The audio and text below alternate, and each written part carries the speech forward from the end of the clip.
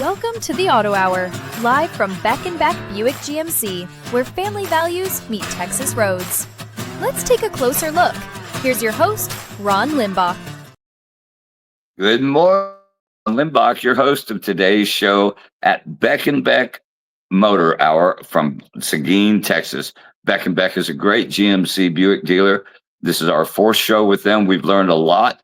We found out their general manager is a great family man that's been in the business for 40 years, very people-oriented, has instituted some great programs that save you money.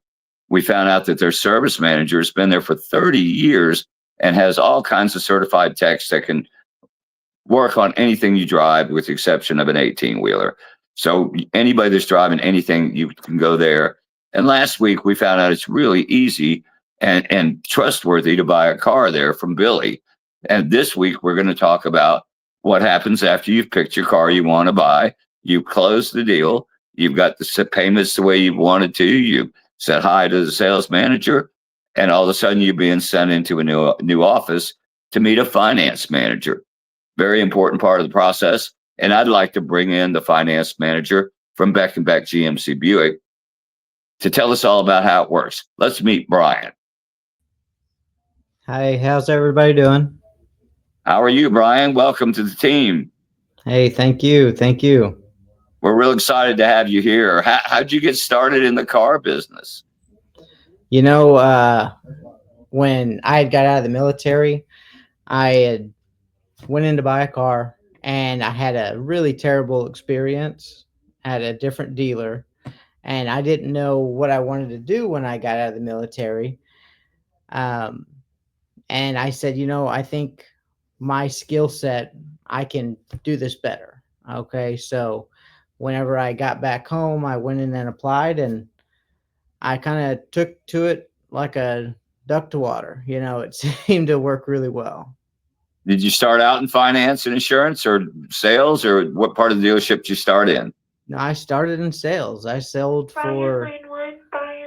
cars for about 6 years, and then an opportunity came, and they offered me to go into finance. That's great. Well, obviously, we just talked a little bit about how your past experiences help you shape how you treat customers today. And I'm sure that your sales experience added to that. What did you learn from that? So, kind of what I always tell people is it's like building blocks. You need to, if you haven't done sales, then you're not going to be able to form those relationships and those connections with customers when it's live and in person. The easiest way to explain it is you're with a salesperson for about 2.5 hours before you ever meet a finance person. Okay, so you've had all this time to get to know that salesperson and find out about them. And that finance person really is got about a minute to try to make you feel comfortable and welcome and be able to have all those same feelings that you have about that salesperson before they really even start going over everything. So, yes. So your relationship with the salesperson has to be good too, because they have to feed the customer to you and kind of preview you to the customer, huh? Yeah, if that transition goes poorly, you're doomed from the start. That customer's not going to have a great experience. But if that salesperson gives you a nice, hey, this is Brian, this is my finance manager, he's going to, go over everything with you and finalize your documents. Okay. And then I come in there and I just pick up from there. Yes, my name is Brian. I'm going to go over all your documents, your state and federal documents. And also, we're going to talk about interest rates and approvals and things like that. One of the things that always came up to me was, I don't want them to pull my credit. Tell us the difference between a hard pull and a soft pull. And what should a customer expect when they come in? Okay, so I'm not entirely sure where that whole soft pull came from. When you do an application, and a lot of people may not know this, but dealerships are considered financial institutions. We're basically like a bank, okay? And when you give us all your credit information and we pull it, it's a hard pull. There's no soft pull. There's no, if we're actually going in and looking at your bureau, okay, and looking at your history, I mean, that's a credit pull.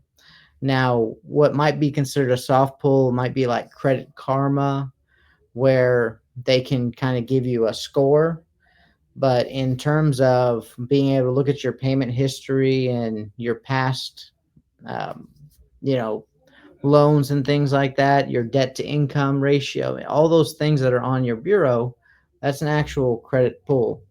And then what we usually do is we'll submit your credit information after we get it to 2 to 3 banks, and whoever gives us the best interest rate out of those 2 to 3 places that we send it, that's the finance option that we're going to present to you, to the customer. Explain to them, hey, you wanted to go 72 months. We've got these 3 banks we're going to send it to. And, the 3 different banks are going to give us 3 approvals. And if one approval is a 6% and the one's a 7 and one's a 8, we're going to give you that 6%. Well, that's good to know, because most buyers would think, oh, you're going to take the 8% and keep the 2 points for yourself. But that's not how it works, is it? No, it's not how it works. So what we want to do, because we are a smaller store and everything, and we have we have a lot of ambition, to be the go-to dealer for people. So the only way you're going to get there is by treating people right. You don't want them to just buy this car and then never see them again. You want to be their home that they go to for their vehicle needs.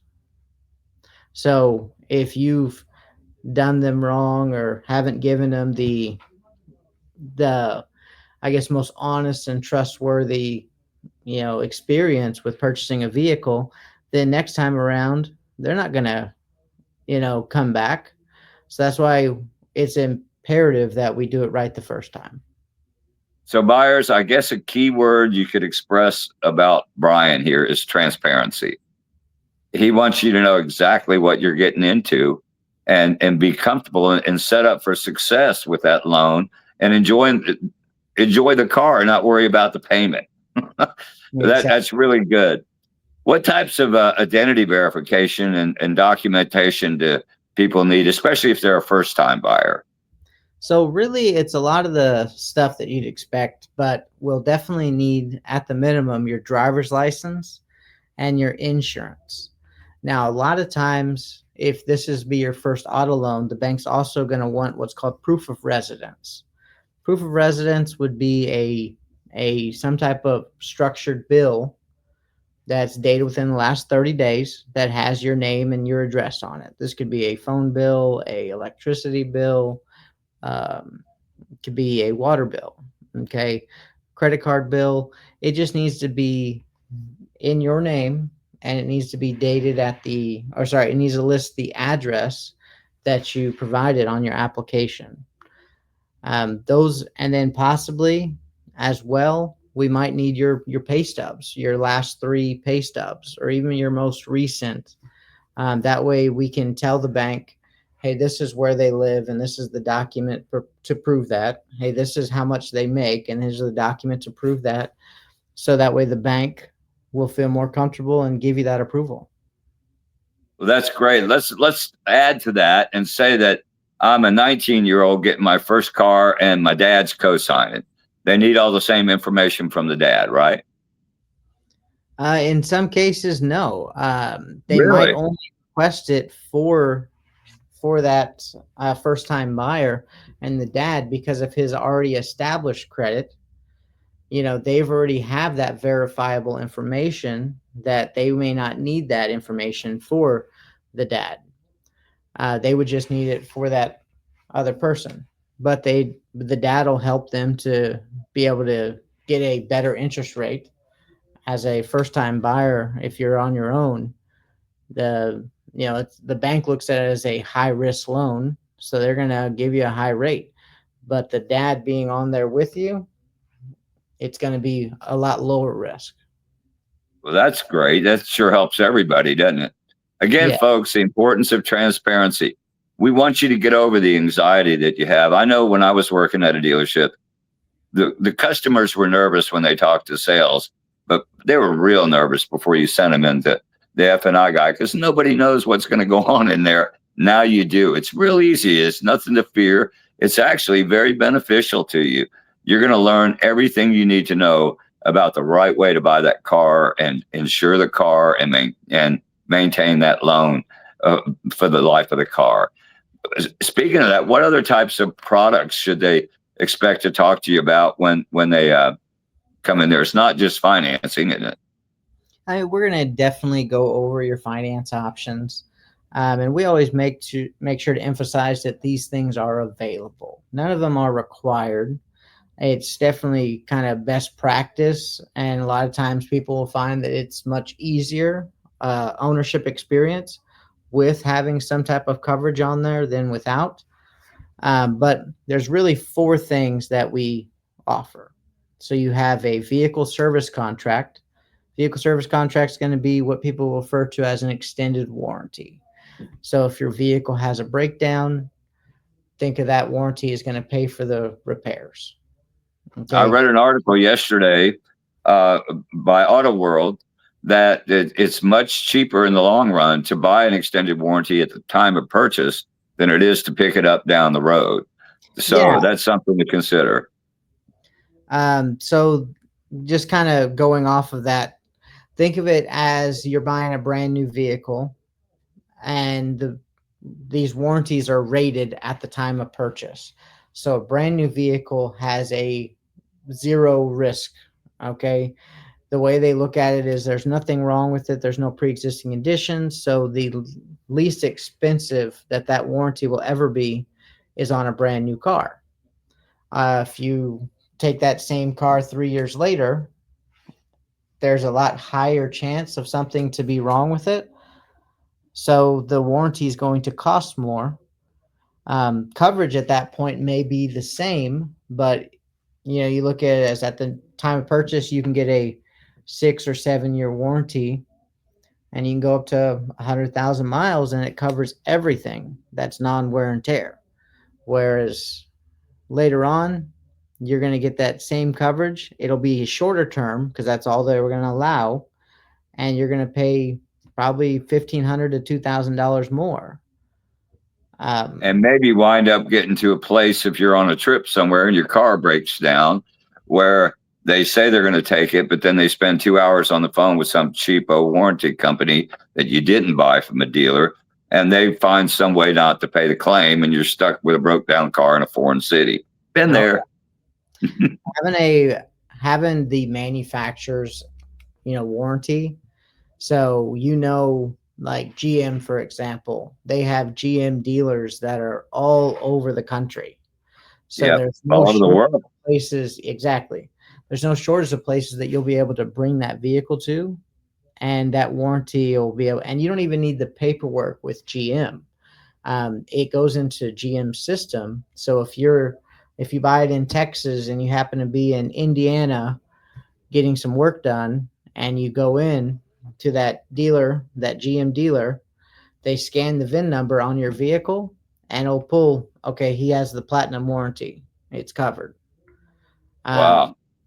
And they're not even going to ask you for some paperwork or anything, which is a nice deal. Now, the other thing, really nice deal. Outside of the warranty, you also have gap insurance. Okay. Gap insurance is something that I recommend most people. If your vehicle was to be in a total loss and the insurance valued it at, let's just say $15,000, but you still owed the bank $20,000, Gap's going to pay that $5,000 difference. Okay. That's kind of the big thing. And the other side on Gap is the only time you can get it is at the time of purchase. So you can't add Gap later on because it's attached to your financing. So it's going to be the Gap will be the same length as the term. So if you're financing for 72 months, your Gap insurance will be for 72 months. And it'll cover all the way until the vehicle's paid off. Well, folks, think of it like this. If you don't have Gap insurance, that $5,000 he was talking about that still owes to the bank, is going to have to be floated into your next loan on a car, putting you in the hole on your next car. It makes much more sense to buy the Gap. Yes. Very So clearly explained. Thank you. yeah. So the other thing that we do here is maintenance, right? Now, maintenance isn't really a profit center of any sort for the dealer. Okay, maintenance is more of a retention tool. So the way that GM has manufactured it and the way that GM has it set up is they've made it to where the maintenance plans ends up costing went. Okay. So they know that if you do all your maintenance at a GM dealer, when it comes time to trade in or it comes time to purchase your next vehicle, you're a lot more likely to buy another GM vehicle. So that's why they say, hey, let's make maintenance an easy thing. So that's a nice deal. It's a GM maintenance plan. So you don't need to bring the paperwork or bring your maintenance forms in there. You go to any GM dealer, they'll know that you have the maintenance plan. They'll do all the work, and you aren't going to be presented with a bill at the end. Okay, That's so great. that's a nice So, deal. so I And guess you spend a lot of time talking to the customer about how he drives his car, how many hours a week, where you're going with it and all that kind of stuff. You really tailor your recommendations based on his needs, huh? oh, that's what I try to do. So there are times where it doesn't make sense to get it. If you're somebody that doesn't drive a whole lot, maybe you work from home and you know you're not going to meet the mileage terms or mileage limits. So some of this stuff isn't going to make sense. Okay. Maybe you have such a large down payment that you're putting down that you don't need gap insurance. Those are all things that we discuss in the finance office, and we try to make it in as common language as possible, so that way you don't need a whole lot of advanced or knowledge beforehand to be able to understand what we're saying. But the way that I explain this to most people is pretty simple. So let's just say that you're buying a vehicle and you've budgeted a monthly payment of what you want to spend for your vehicle. Let's just say that number is $800 and you're comfortable having an $800 monthly car payment. Okay. You go into the dealer, you get your $800 car payment. They offer you the products. You say, no, no, no. Right. And you go on your way because you're already at your budget. Okay. Couple months or a couple years down the road, you have a major repair, and that's $2,000. Okay. Throughout the time you've been paying for your own maintenance. You've been paying for your own sort of coverages, right? So you have what's called a variable payment, where some months you're paying additional money outside of your monthly payment. Or you say, hey, instead of paying $800, I'm going to pay, let's just say $900. But that $900 is the same every month. There's no surprises. If anything does come up, I'm covered. So I know exactly from 1 month to the next what I'm going to be paying and what I'm obligated That's to pay. smart. And there's no surprises. So that's the easier way. Sure, you're going to pay initially a little bit higher payment, but not what gets people in trouble is those unexpected expenses. That's true. Well, boy, we've learned a lot today. We're going to learn some more, but let's take a quick commercial break and come back and talk about interest rates, because everybody hears about that on television and everything else. So let's cut to a short commercial break, and we'll be right back to talk about more with Brian and learn more about finance. All right. Sounds great.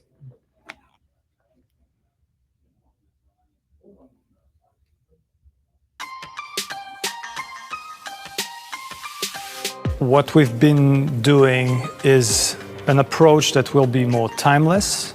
We have this Nice, beautiful line, the profile line, and that feature line. I think the way the nose brings your eyes to that invisible corner, drags your eyes to the wheels. I think it just gives you that impressions of stance that we've been looking for as well with Buick. A little bit more muscle in the sections, and it's something that we are very proud of with Buick. We installed a huge 30-inch display with a really nice resolution. It is actually fully customizable.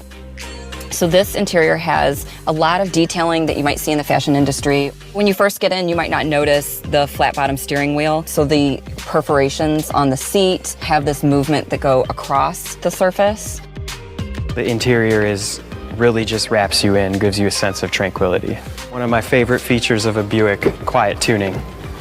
So think about a pair of headphones that have active noise cancellation. So does a Buick, by canceling out outside wind noise, outside vehicle driving by noise, or even your own engine noise. So each part of the vehicle works independently to provide an output experience that is Buick. There's a suite of Google features in this vehicle. Hey Google. Envision Avenir comes standard with what we call continuous damping control, or CDC, creating a much smoother ride experience. For Buick, we want you to feel really special. We want the driver to really feel like we've taken care of all of the details.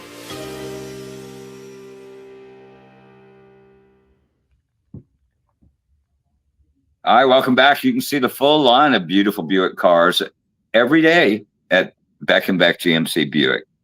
Welcome back, Brian. Let's talk about the elephant in the room, and that's interest rates.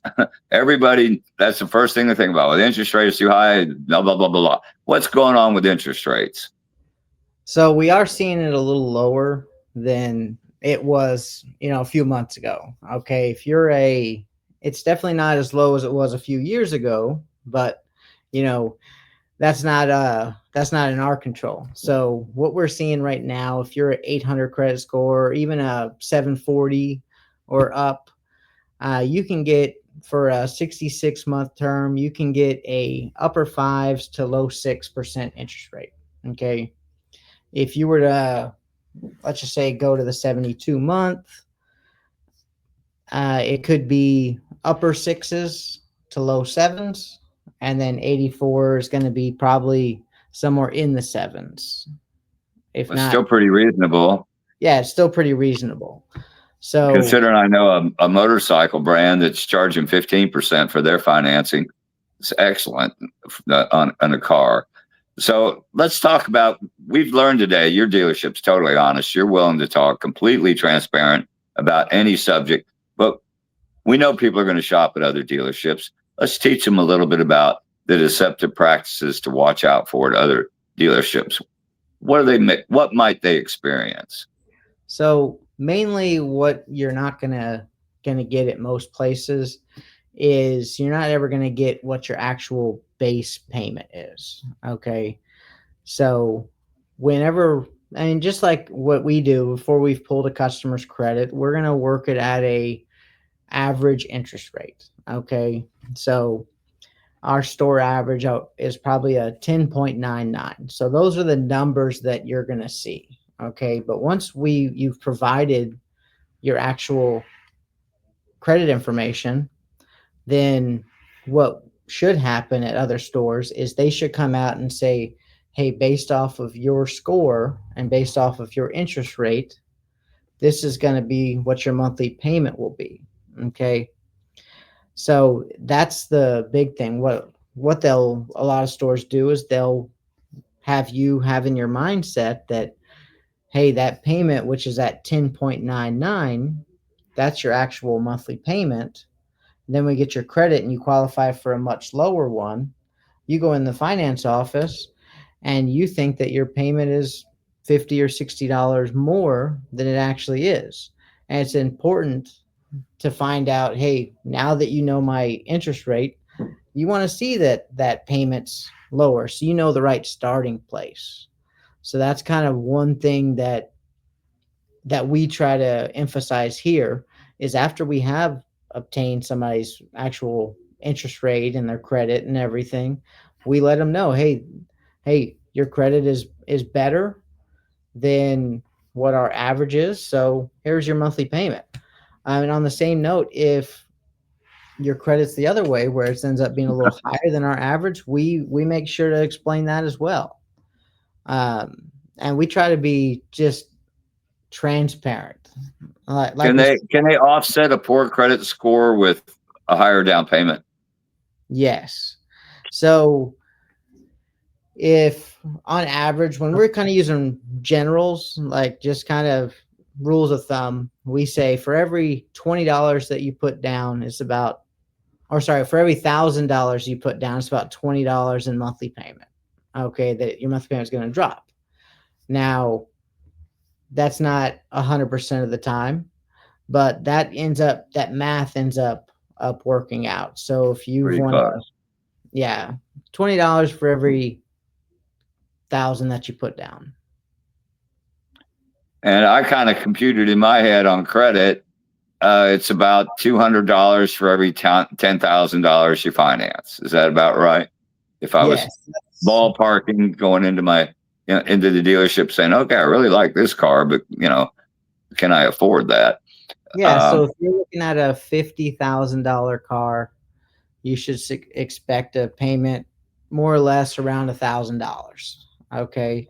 Now, the longer you go, the better your credit. All those things will factor in. So you may be able to get a $900 payment off financing 50, or you could have an $1,100. But kind of on average, you're going to be about $200 for every 10,000 that you're financing. That's a good thing for people to keep in mind. So if they're at another dealership and they're trying to push you much higher, no, that's not right. What are the misconceptions about financing through a dealer instead of just, I had customers going, I got my own bank, or I've got my own credit union. I want the lowest price you got on the car. What are the misconceptions? Obviously I like that, the gap insurance and the transparency and the warranties and all that. Tell me about the benefits of coming through the dealer instead of just going to your own bank. So it's really the ease. Like we have partnered with probably about 30 to 40 different banks and credit unions here.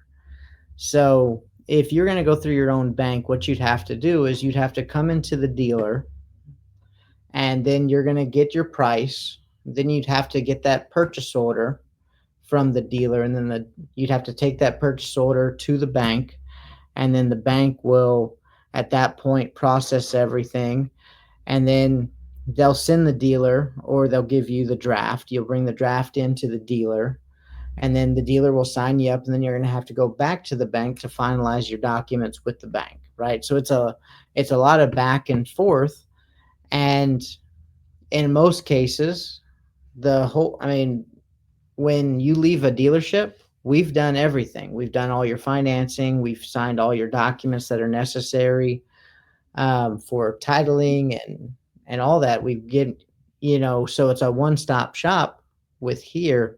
And the interest rates that we have available are as good, if not better, than most of the banks around there.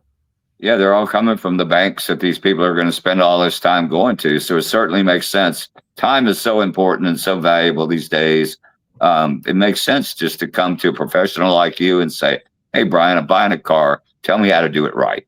Yeah. So and Beck and Beck is definitely the dealership to do that. We've learned their salespeople do that. Their serviceman does that. You do that. The general manager is so transparent. It's unbelievable.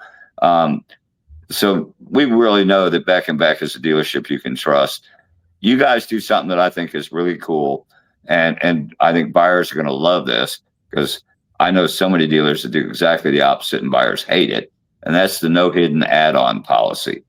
Tell us about how that helps you protect the buyer and it builds trust.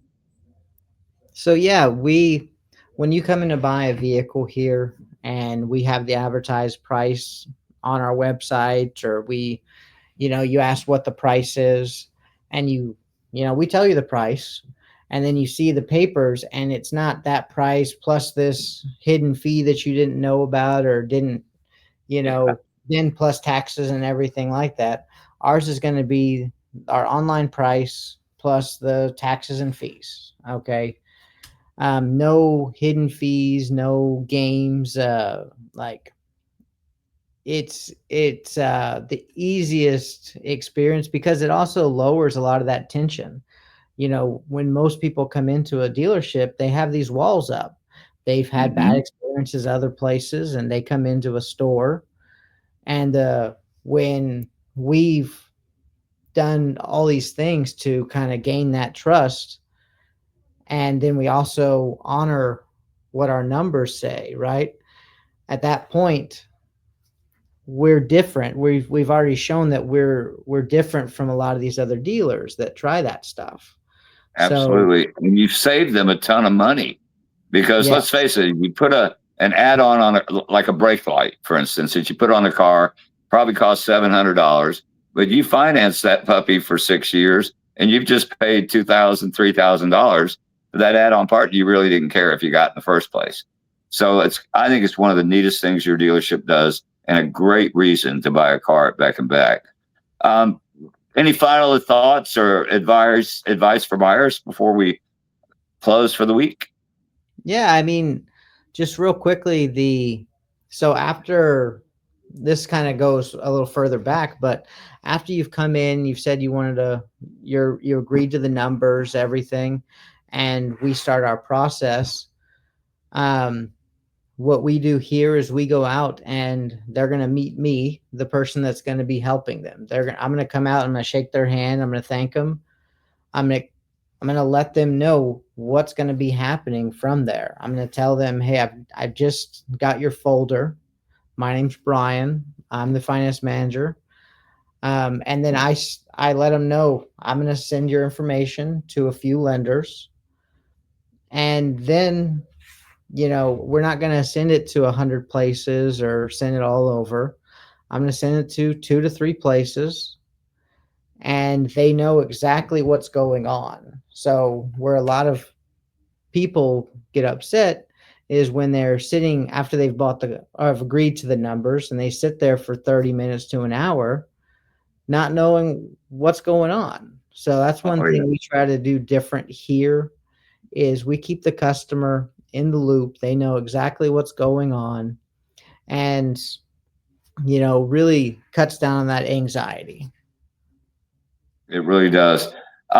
If there was one thing that you wish a customer knew before they came to buy a car, what would that be? I would say that we want to sell them a vehicle just as much as they want to buy a vehicle. Okay. We're not working against the customer. In a lot of cases, we're working with the customer and we have the same goal. And here we just try to do it as honest and ethical as possible. That's what more could a customer want? So folks, we're learning more about Beck and Beck GMC Buick every week. We're not even going to feature a car this week because we've already shown you a reason to come in and look at one. Come in and say hi to Brian, say hi to Billy, say hi to Tim, say hi to Grayson. Great bunch of people. Even if you're not in the market for a car right now, bring your car in for service. Get to know these people. You're going to like them. We've proven they're the dealership you can trust. They're an experience that you won't get at any other dealership, period. And that's that Beck and Beck feeling. So next week, we'll learn more and more about the new cars available at Beck and Beck dealership, how to buy them, and meet some more of their great staff. Brian, thank you so much for joining us today. It's been very informative. I hope we get to meet you again in the future. Yes. But for now, we'll see you next week.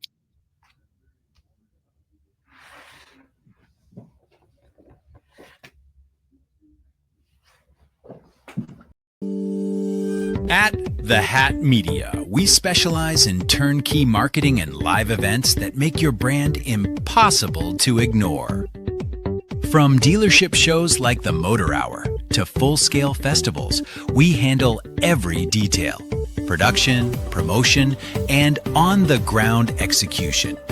Our founder, Ron Limbock, brought that same passion to the iconic AMA Galveston Rally, which he created and ran for 13 years, drawing hundreds of thousands under one vision. Today, we bring that experience to your business, creating campaigns that drive real crowds, real sales, and real impact. The Hat Media, turnkey marketing, live experiences, and everything your brand needs to grow.